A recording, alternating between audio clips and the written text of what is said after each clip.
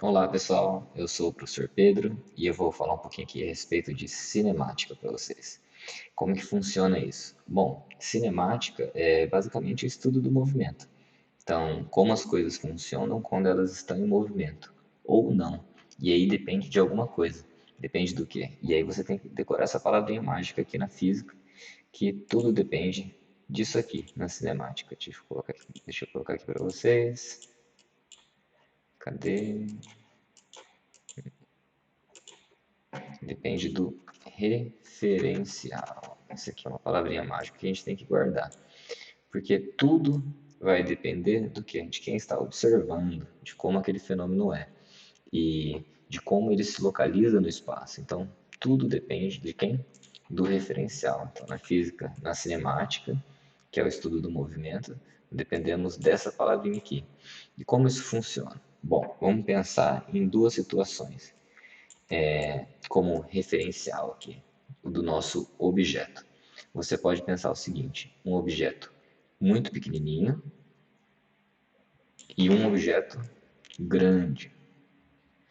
E eu posso considerar de acordo com a situação. Por exemplo, quando eu considero um objeto muito pequenininho, quando a minha relação entre o objeto e o caminho percorrido, por exemplo, é muito grande. Então, por exemplo, quando você abre um GPS, quando você abre aqui um GPS nessa situação aqui, ó. GPS. Como que você vê lá no mapinha? Você vê um pontinho, então você vê as ruas lá, né? Basicamente aqui as ruas, e um pontinho piscando na tela. Vou até fazer em vermelho, um pontinho aqui piscando na tela.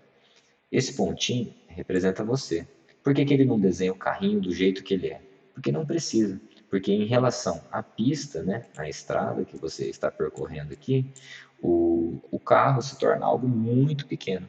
Então não precisa desenhar o carrinho lá em tamanho real. É desnecessário, né? Só um pontinho já faz você se localizar bem. Então, o que seria essa situação? Essa situação seria a situação do quê? De um ponto material. Então, é um ponto material quando nós consideramos um objeto muito pequenininho em relação à nossa referência, que vai ser o quê? Pode ser uma estrada, por exemplo. Então, quando você viaja, abre o GPS, você vê um pontinho. Um pontinho por quê? Porque nós podemos considerar ali um ponto material. E, professor, tem alguma situação que a gente não pode considerar um ponto material? Sim, né? Eu dou esse exemplo aqui, que é um dos melhores exemplos. Vamos supor que você esteja numa garagem. A garagem aqui, vista de cima. Se você considerar o carrinho um ponto material e tentar estacionar ele só através desse ponto, a chance de você bater lá dentro é muito grande. Então, nessa situação, a garagem é muito pequena em relação ao nosso contexto. Então, a relação entre o nosso objeto e a garagem não é boa. Eu escolhi como um ponto material. Então, o que eu posso fazer? Eu posso considerar o material do jeito que ele é, o meu carrinho aqui do jeito que ele é. Um quê? Um corpo extenso. Então, nosso carrinho visto de cima aqui, né? Com a janelinha aqui do carro, as rodinhas aqui, né? Uma roda aqui. Aí sim você consegue fazer um esqueminha para estacionar ele aqui dentro. Porque se você considerar só um pontinho, a chance de você bater ele aqui de alguma forma é muito grande. Então, essa questão do referencial depende do quê? Depende do tamanho do objeto e do tamanho do nosso problema, tá? Um problema grande, uma avenida, uma rua, você consegue localizar o carrinho com um ponto só e já te satisfaz. Uma garagem, você não consegue localizar o carrinho com um ponto só. É interessante você desenhar ele do jeito que ele é e fazer toda a questão aqui de estacionar o carrinho. Tá? Então aqui é corpo extenso e em cima ponto material. Essa é a primeira coisa aí que vocês devem saber a respeito da referência. Tá? Então eu vou apagar aqui, já, já anotaram aí, já pensaram sobre isso. Tem vários exemplos a respeito aí de ponto material e corpo extenso. O que mais que nós devemos saber a respeito da referência? Quando um objeto está em repouso e quando ele está em movimento. Professor, também depende? Depende. Então, por exemplo, você está aqui andando no chão, segurando uma bolinha. Vamos pensar na bolinha aqui. Aí você começa a andar para cá. certo?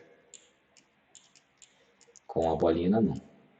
Você que está olhando pela tela do computador, você percebe que teve um movimento, né?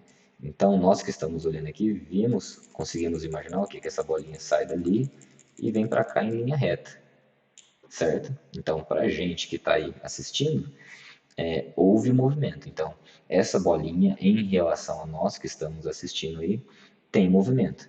Em relação à pessoa que está segurando a bolinha, em relação à pessoa que está segurando essa bolinha está parada, porque a distância aqui da observação da pessoa não muda, é sempre a mesma. Ah, professor, no seu desenho mudou um pouquinho. Mudou porque eu desenho muito mal, tá? Mas a ideia é que fique a mesma distância daqui.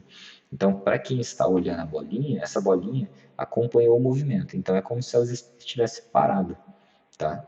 Ela só estaria se movimentando para, tanto para quem está olhando o vídeo, quanto para quem está andando junto com a bolinha, se a pessoa que está aqui pega essa bolinha e joga ela para cima. Então, no primeiro momento, à medida que ela vai andando, o que, que acontece aqui? A bolinha vai subindo, né?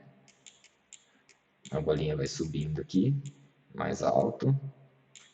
E aqui a bolinha vai descendo de novo, até chegar na mão da pessoa de novo.